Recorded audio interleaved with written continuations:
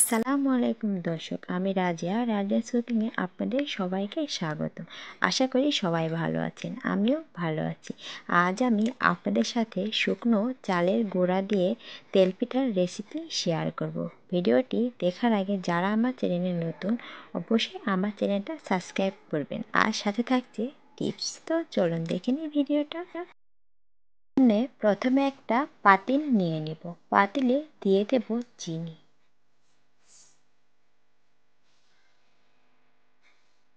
এবার দিয়ে দিলাম পানি দিয়ে দেব, দিয়ে চিনিটাকে নেড়ে চেড়ে নেব পর্যন্ত।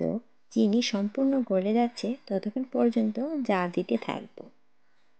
আমার পানি ও চিনি একসাথে গলে গেছে, বাস রেডি।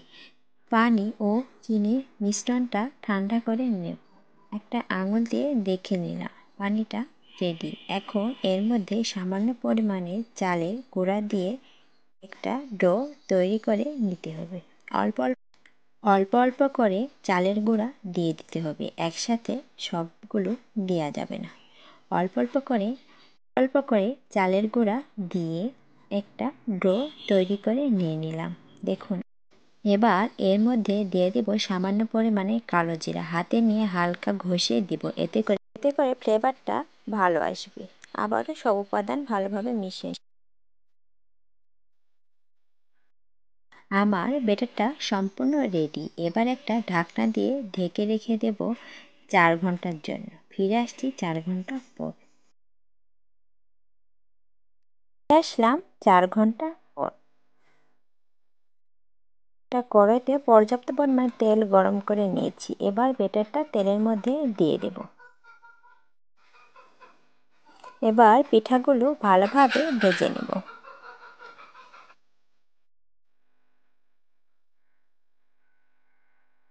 পিঠাটা ভেজে নিলাম, এবার তুলে নেব। একইভাবে সবগুলো পিঠা আমি বানিয়ে নেব।